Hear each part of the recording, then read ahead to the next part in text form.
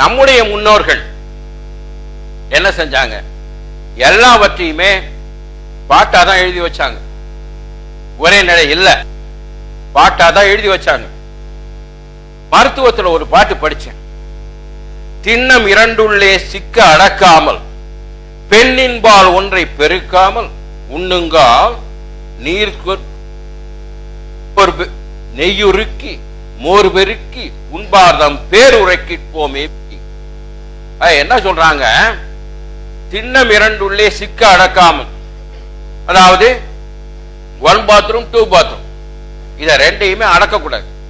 திண்ணம் இரண்டுள்ளே சிக்க அடக்காமல், பெண்ணின்பால் ஒன்றை பெருக்காமல், அதுவே தொழிலா இருக்கக்கூடாது.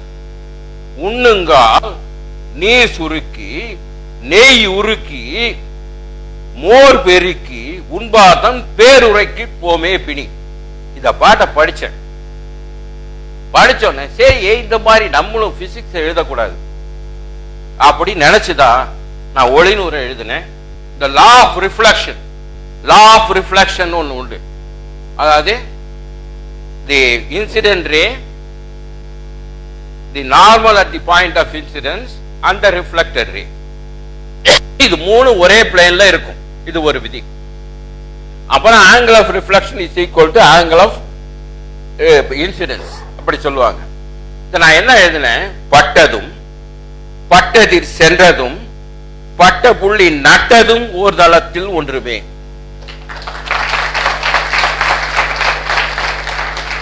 இதுதான் நான் எழுதின முதல் பாட்டு. அதுக்காக சொல்றேன். பட்டதும் பட்ட புள்ளி நட்டதும் சென்றதும் ஓர் தளத்தில் ஒன்றுமே. நட்டதில் நடுவில் நட்டிருக்க செங்குத்து கோடு, நின்ற இரு பக்கம் சேர் கோணம் அவை கொள்மதிப்பு என்றும் சமம் என்றே ஏன். ஒளி பற்றி 106 பாட்டு, ஒலி பற்றி 106 பாட்டு எழுதின. அதனால என்னால எல்லாவற்றையுமே ஆங்கில கலப்பின்றி சொல்ல முடியும் என்று நான் மெய்ப்பித்தேன். இந்த அறிவியல் பிசிக்ஸ் வளர்ச்சி பூரா 18, 19ஆம் நூற்றாண்டு, 18ல கொஞ்சம் இருக்கு, 18ஆம் நூற்றாண்டு, 19ல பின் 20ஆம் முன்பகுதியில தான் இன்றைய இயல்பியலின் வளர்ச்சி பூரா. அந்த காலகட்டத்தில் தமிழனுக்கு என்ன பண்றான்னா, ஆங்கிலம் நம்ம இந்தியாவில் ஆங்கிலத்தினுடைய ஆதிக்கம் ஜாஸ்தியா போச்சு இந்த காலகட்டத்தில். ஏன்னா இந்த ஆங்கிலேயர்களே வராத போது, ராஜராஜ சோழன் காலத்துல மற்ற காலத்துலலாம் அந்த பொறியியலுக்கெல்லாம் அவன் ஸ்லோப் எடுன்னா சொல்லியிருப்பான், அந்த சாய்வு வைன்னு சொல்லியிருப்பான் அவன். அந்த காலத்துல எல்லாம் இந்திய பொறியியல் வல்லுநர்களா இருந்தவங்க எல்லாம் என்ன பாஷை பேசினாங்க? தமிழ் தானே பேசினாங்க. அப்ப அந்த சொற்கள் எல்லாம் எங்கே? நான் 61,786 சொற்களை தமிழ் படுத்தி இருக்கிறேன். அந்த இடத்துல இப்ப குயின்ஸ் பிரிக்னு உண்டு. கட்டடம் கட்டுபவர்களுக்கு தெரியும். கடைசியா வைக்க போற கல்லுக்கு பேரு குயின்ஸ் பிரிக்குமா, சிவில் இன்ஜினியரிங்ல சொல்லுவாங்க. அப்ப குயின்ஸ் பிரிக்கு நம்ம ராணி கல்லுன்னு போடக்கூடாது. நான் என்ன எழுதினா முடிப்பு கல்னு எழுதினேன். இது கடைசியா முடிக்கிறது. அதே போல ஹீலியம் இருக்கு இல்லையா? ஹீலியம் உங்களுக்கு எல்லாம் தெரியும். ஹீலியத்தை நான் என்ன பண்ணேன்? நான் ஏற்கனவே நான் படிச்சிருக்கேன். ஹீலியத்தை எல்லியம் என்று சொல்வார் தமிழ்ல. ஏன் ஹீலியோன்னு சொன்ன கிரீக் ஆஃப் சன் படிச்சிருக்கீங்க. தமிழ்ல எல்லுமோ, சூரியனை எல்லுமோ, எள்ளுக்கு இணையாகி போன இன்பாடும் நன்னாள் படிச்சிருக்கு நான். எள்ளுனா சூரியன். அப்ப ஹீலியம்ங்கிறது காதுக்கு நல்லா இருக்குது, பொருளும் ஒன்னா இருக்கு, எல்லியம்னு சொன்ன. இப்படி சொல்லலாம். முயற்சியின்மை நம்மிடத்துல இல்லை. நம்ம அதனாலதான் அதெல்லாம் முடியாதுப்பா, அதெல்லாம் வெள்ளக்காரன், அதெல்லாம் இங்கிலீஷினுடைய இல்ல. நீ தமிழை சொல்லிக் கொடுக்கும் அனுபவத்தின் அனுபவம், பட்டறிவின் அடிப்படையை சொல்லிட்டேன். ஒரு தமிழ் மாணவனுக்கு நீங்க தமிழை பாடம் நடத்துகிற போது அதுக்காக நீங்க உடனே எல்லாத்தையுமே தமிழ்ல சொல்லணுங்கிறதுல டபர்பா. இந்த எலக்ட்ரான் நீங்க போகுது இல்ல, இங்க உள்ள போனோம்னா அந்த தகடுல பட்டு செதறும் போது நீங்க சொல்லுங்க, அவனுக்கு எவ்வளவு மனதுல ஆழ்த்தமா பதியுதுன்னு தெரியும். அது இயல்பாகவே நம்ம உடம்புல ஊறி இருக்குதியா. இப்ப லைட்டை பொறுத்த வரைக்கும் அது அலையா, அதாவது வேவா இல்ல பார்ட்டிகலாங்கிறது ஒரு ஐயப்பாடு எப்போதுமே இருக்குது. யாருமே புரிஞ்சுக்கல, அது இன்னும் புரிஞ்சுக்கல. அதை பத்தி கூட நான் எழுதியிருக்கிறேன். ஐன்ஸ்டீனே சொல்றாரு, I have spent my entire life to understand what photon is, still I have not. யார்? ஐன்ஸ்டீன் சொல்லியிருக்காரு. அதனால அந்த போட்டான்ங்கிறது தான் அதனுடைய துகள் பண்புக்கு கொடுக்கப்பட்ட பெயர். இப்போ அந்த அலை இல்லையே, அப்படி சொல்றாங்களே, அலையாது இல்ல துகளா தெரியல. நான் எழுதியிருக்கேன் பாருங்க, அலையோ ஒளியது இன்றி துகளோ அலையெனக்குள்ளின் அலையாம். இந்த எக்ஸ்பெரிமெண்ட்ல அலையா இருக்குது. இன்னொரு எக்ஸ்பெரிமெண்ட்ல டி பிராக்லி வேவ்ஸ்ல வேவா இருக்கு. காம்ப்டன் எஃபெக்ட்ல பார்ட்டிகலா இருக்கும். சோ அலையெனக்குள்ளின் அலையாம் அலையிலை எண்ணில் துகளாமே. இது எப்ப தெரிஞ்சுப்பீங்க? ஆற்றும் நிலை ஒன்றும் தன்மையை கொண்டே தரும். நீ என்ன செய்கிறியோ அந்த நிலையை புரிஞ்சுக்கிட்டாதான் அதனுடைய தரம் புரியும். அடுத்தது, செங்கதிரும் தன்னிலவும் தம்முருவம் மாறுபட பங்கமுறு கேதுராகு கவ்விடுதான் இங்கிவையே நேர்கோட்டில் செல்லும் மொழி தத்துவத்தால் நேருதன ஊர்கூட்டி சொல்வாய் உரத்து. இதை நான் எழுதின பாட்டு. ஐயா, ஒளி நேர்கோட்டில போறதுனால உன்னார ஷேடோ பார்த்து வளைஞ்சு போச்சுன்னா அதுவும் தெரிய ஆரம்பிச்சிடும். கிரகணம் கிடையாது. அதனால இதை நீ ஊர்கூட்டி போய் சொல்லு அப்படின்னு. அதுக்கு அடுத்ததுதான் இதை எழுதியிருக்கேன். இது லூனார் எக்லிப்ஸ், நிலவின் மறைப்பு. எங்க வரும்? செங்கதிரும் வெண்ணிலவும் தம்மிடை பூமி வர. பூமி நடுவுல வருது, செங்கதிரும் வெண்ணிலவும் தனித்தனியா நிக்குது. திங்களின் தன்மறைப்பு தோன்றுமாள். அப்பதான் திங்களுடைய தன்மறைப்பு தோணும். அது லூனார் எக்லிப்ஸ் தோன்றும். இது என்னைக்கு வரும்?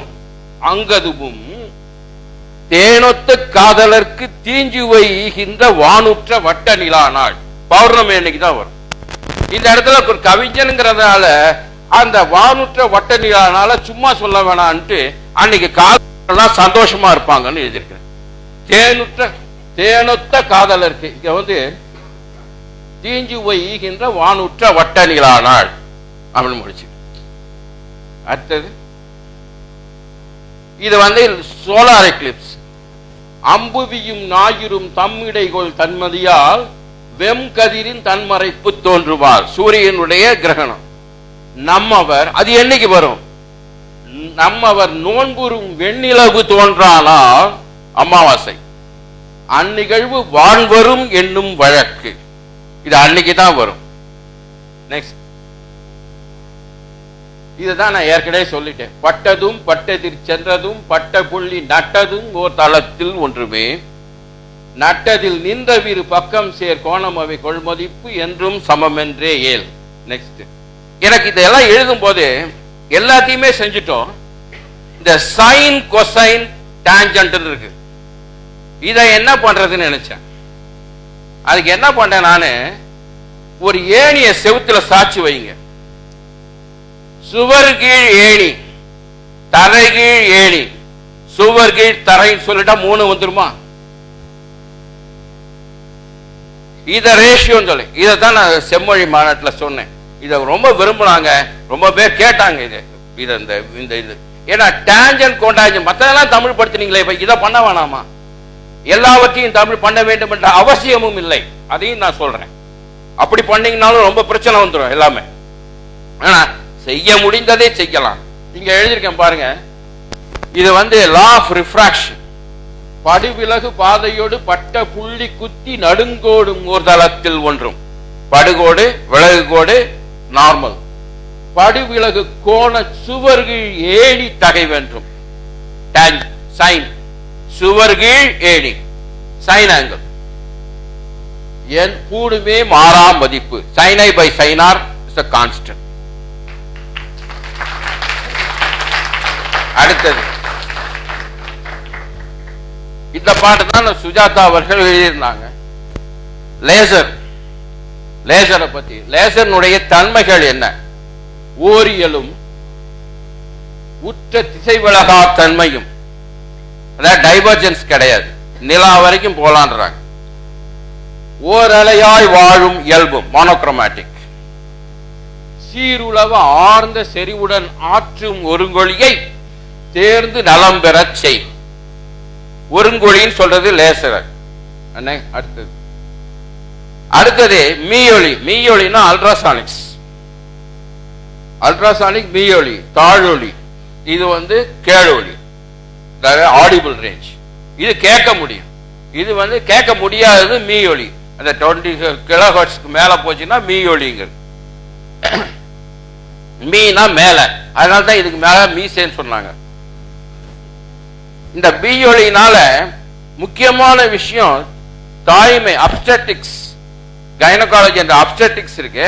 அதுல ரொம்ப அது உதவியா இருக்கும். அது எதுல உதவி உங்களுக்கு எல்லாம் தெரியும். ஸ்கேன். ஸ்கேன்ல என்ன தெரியுது? நான் இங்க எழுதிருக்கேன் பாருங்க. மீயொலியினுடைய எது? மீயொலியின் மேன்மை மருத்துவர்கள் கண்டுணர்ந்த தாயகம் வாழ்வுற்ற சீர்வரமாம். அந்த பிரெக்னன்ட் லேடி இருக்கு, இப்ப இருக்கிற அல்ட்ராசானிக்ங்கிறது பூன். அதைத்தான் அது ஒரு வரம் இருக்கிறேன்.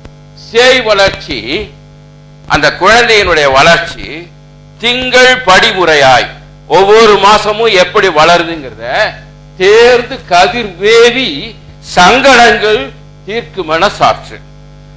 அவங்களுடைய ப்ராப்ளத்தெல்லாம் அது தெரிய வைக்கும் என்று சொல்லு. அடுத்தது அந்த குழந்தைய பாருங்க. கருப்பையில் கண் வளரும் செய்தண்ணின் கை கால் உரு படிவ சீர்மைகள் ஓர்வார்.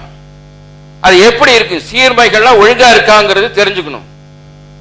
உரு வளர, அந்த உரு வளரும் போது உற்ற கொடி உள்ளமைவும், அதாவது அந்த ஃபெலோப்பியன் டியூப், உற்ற கொடி உள்ளமைவும் பாலும், ஆண்பாலா பெண்பாலா சொல்லக்கூடாது, அத பாலும் உயிர் துடிப்பும் கற்றோர்க்கு காட்டும் கதிர். இது உனக்கு எனக்கு தெரியாது, அந்த லைன் படிச்சவங்களுக்கு தெரியும். கற்றோர்க்கு காட்டும் கதிர். அடுத்தது இது. அடுத்தது இப்போ பொம்பளை குறைச்சலா இருக்கு இல்லையா? அப்படி நம்புறோம். சில பேருக்கு அப்படி இருக்காது. அதுக்கு காரணம் என்னங்க தெரியும். ஆம்பளை குரல் கொஞ்சம் பேஸ் வாய்ஸ், அந்த குரலை வச்சே நம்ம சொல்லலாம். அது காரணம் என்னன்னா, இந்த குரல் நான் இருக்கேன், வோக்கல் கார்டு, அது சின்னதா இருந்தா ஹையர் சவுண்ட் வரும், தட் இஸ் ஹை ஃப்ரீக்வன்சி. ஜாஸ்தி இருந்துச்சுன்னா குறைச்சலா வரும். சோ அத நான் இங்க சொல்றேன். நங்கையரின் மென்குரல், இது சாதாரணமா சொல்லலாம், சொன்னா அது ராபா இருக்கும், ஒரே வரட்டா இருக்கும், வரட்டு கவிதையா இருக்கும். நங்கையரின் மென்குரல் நான் நீளம் ஒன்றெனில், அது ஒண்ணுன்னா வெங்காலை போன்றோர்க்கோ பாதி மிகும், அது 1.5 மடங்கு. இது ஒண்ணுன்னா அது 1.5 மடங்கு. அதனால அங்கதனின் நீளம் அது மட்டானால், நீளம் குறைஞ்சதுன்னா மேல் சுரமாம், ஹை ஃப்ரீக்வன்சி. கீழ்சுரமே நீளமது கொண்டிடவே நீண்டு, நீளம் நீண்டு போச்சுன்னா கீழ்சுரம் வரும், தட் இஸ் பேஸ் வாய்ஸ் வரும். அடுத்தது இது இது போன்ற சில உண்மைகளையும் இந்த 2 நூல்களிலும் சொல்லியிருக்கேன். நமக்கு எல்லாருக்கும் தெரியும் அலெக்சாண்டர் பெல். போன் காத வழி உள்ளோரு காதலுடன் பேசுகின்ற சாதனத்தை தந்தான் பெயர் வாழ்கன்னு எழுதியிருக்கேன் அந்த பாடத்திலேயே. ஆனா உண்மையிலேயே இதுல அங்க ஒரு அரசியல் நடந்திருக்கு. அதுக்கு உண்டான குறிப்புகளும் நான் கொடுத்திருக்கேன், அதனுடைய பார்வை நூலும் கொடுத்திருக்கேன். அந்த விஷயத்தை படித்தவுடன் இதை நாம் நம்முடைய தமிழர்களுக்கு எழுத வேணும்னு நினைச்சேன். கிரேன்னு ஒருத்தர் இருந்தார். அந்த கிரேங்கிறது கார்பெண்டர். அலெக்சாண்டர் பெல் கொஞ்சம் வசதியானவர். இந்த கிரே செய்த டிரான்ஸ்மிட்டர் தான் அவர் யூஸ் பண்ணார் முதல் டெமான்ஸ்ட்ரேஷனுக்கு ஹியூமன் வாய்ஸையும் அவர் பயன்படுத்தல. ஆனா இத செஞ்சதை அங்க போட்டுட்டார். ஆனா இந்த பாவம் தச்சன் கார்பெண்டருக்கு இது செல்லுபடி ஆகாதனால அவருடைய பேர் அதுல ரெக்கார்ட்லயே இல்ல, அவர் அடிச்சுட்டு போயிட்டார். இது எனக்கு கொஞ்சம் வருத்தமா இருந்ததுனால இதை எழுதினேன். பாடுபட்டு ஏனோ பலனின்றி போன கிரே, இலக்கணப்படி அது கரெக்ட், போன கிரே தான். ஏடு புகழ் வாய்ப்பிழந்த ஏந்தலாம், மூடிவிட்டு அவனுடைய புகழையெல்லாம் மூடிவிட்டு தச்சனவன் மின்னொளியின் சாதனையால் வெல்லுற்றான், மச்சங்கள் சூட்டிய மாண்பு. வெல் ஏன் அதை அடைஞ்சானா அவனுக்கு ரொம்ப மச்சம், அதனால அந்த மாண்பை பெற்றான். அப்படி இன்னும் அந்த கதையை ஃபுல்லா எழுதியிருக்கிறது. அதுல அடுத்ததுமா இதுதான், இது ஈஸியா எல்லாருக்கும் எளிதாக புரியக்கூடிய ஒன்று. மின்னல் ஒளி முன்வரலும் முட்டும் இடியோசை பின்னர் வருவதும் பேருலகில் ஏன் உண்ணுவாய் உண்ணுவாய்.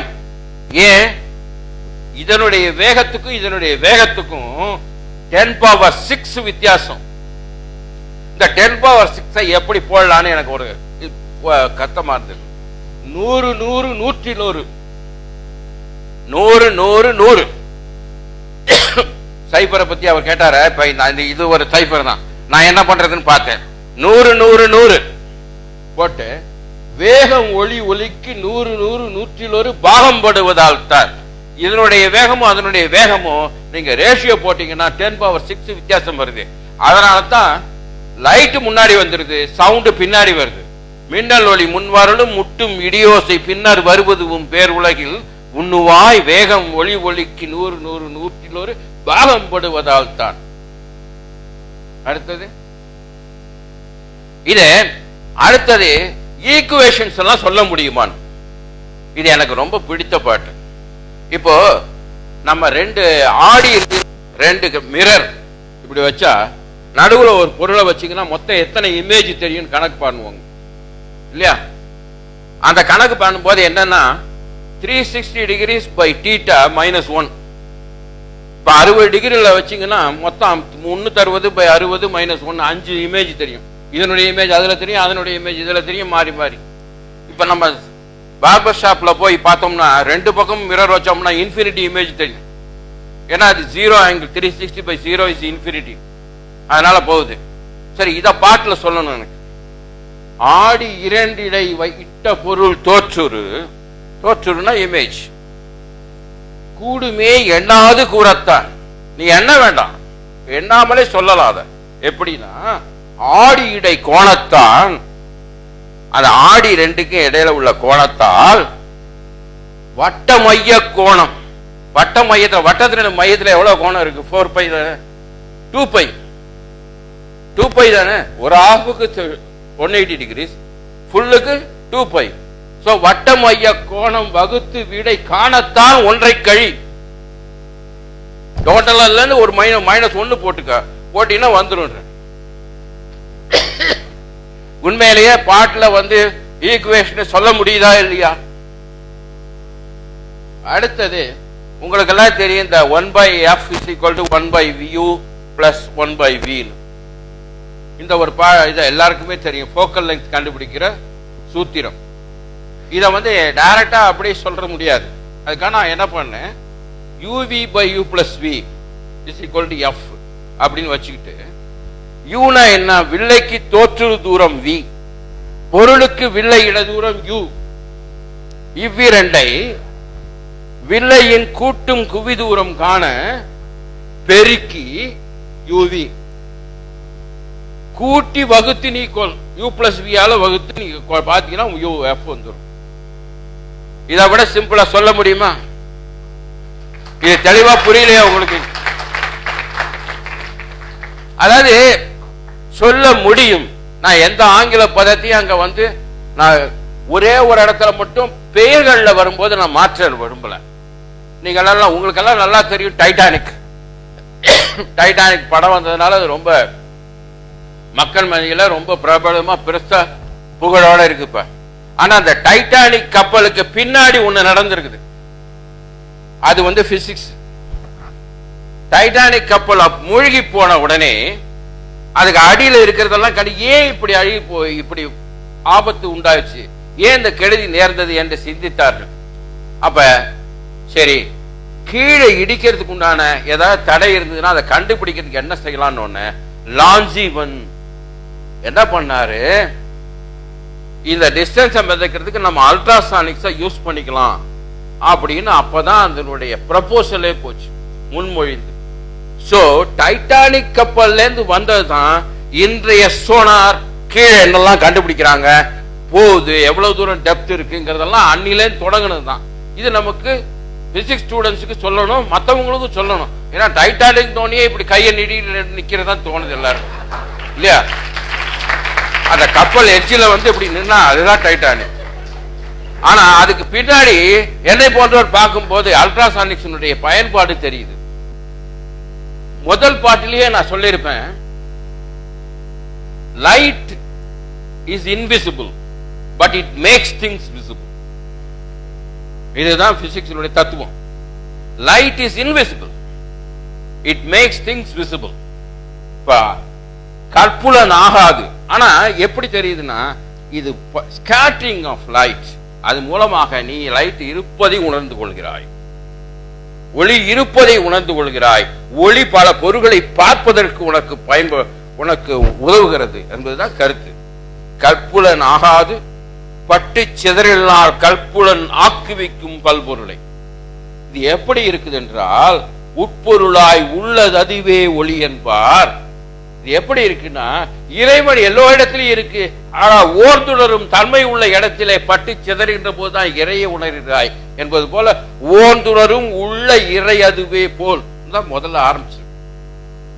பல பேருக்கு புரியல. லைட் இஸ் இன்விசிபிள் எப்படின்னா, தூசு தும்பே இல்லாத ஒரு இடத்துல மேல ரொம்ப மேல போச்சுன்னா, சார் அதெல்லாம் எழுதியிருக்காரு நிறைய, எல்லாருமே இருட்டா தான் இருக்கும். ஏன்னா ஸ்கேட்டர் பண்றதுக்கு பார்ட்டிகளே இல்லைன்னா அந்த இடம் will be dark இல்லையா? இப்ப நம்ம ஊர்ல பார்த்துப்போம், ஒரு கூரை குடிச்ச ஷூட்டிங் எடுக்க போறோம், என்ன பண்றான், அந்த இடத்துல இருந்து ஒரு லைட் வரணும், அந்த இடத்துல ஒரு ஓட்டை போட்டு அங்கே லைட் வந்தா நேச்சுரலா இருக்கும் அப்படின்னு. ஓலை குடிசையின் கூரையுறு ஓட்டை வழி காலை கதிரொளி பாய்கையில் பாலை நிகர் வெண் தண்டொக்கும் இல்லையா? அப்படி தண்டு மாதிரி இருக்கும், டியூப் லைட் வச்ச மாதிரி. அது எதனால? அந்த குடிச்சக்குள்ள நிறைய தூசு தும்பு இருக்கு. தூசு தும்பு நீக்கினிலோ போயொழியும் பொய்த்தண்டு மாய்ந்து. இது நீக்க முடியாது. ஆனால் இதுதான் உண்மையான தத்துவம் என்பதை அங்க சொன்னேன். இது போன்ற பல பாடல்கள், பல வெண்பாக்கள் அந்த நூல்களில் இருக்கின்றத. தமிழ் வாழ என்ன செய்ய வேண்டுமோ அவற்றை எல்லாம் நீங்கள் செய்ய வேண்டும். குறிப்பா தமிழை சந்திச்சுக்கிட்டீங்கன்னா தமிழே பேசுங்க.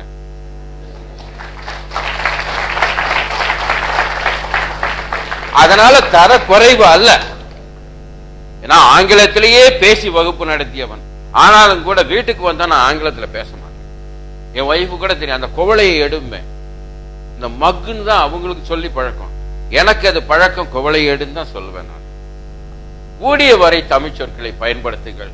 அதனால் தவறு இல்லை, இழுக்கு இல்லை. அதை முதல்ல புரிஞ்சுக்குங்க. டிவி காரங்களை உங்களுக்கு யாருக்காவது வாய்ப்பு கிடைச்சதுன்னா, டிவியில பங்கெடுத்துக்கிற வாய்ப்பு கிடைச்சா கூடிய வரை நல்ல தமிழ் பேசுங்க. ஆங்கில அறிவோடு இருங்கள், ஆனால் தமிழனாக தமிழ் பேசுங்கள். அதற்கு எந்த விதத்திலும் தடையாக இருக்காதீர்கள். அதை தரக்குறைவு என்று எண்ணாதீர்கள் என்று கேட்டுக்கொண்டு வாய்ப்புக்கு நன்றி பாராட்டி விடைபெறுகிறேன்.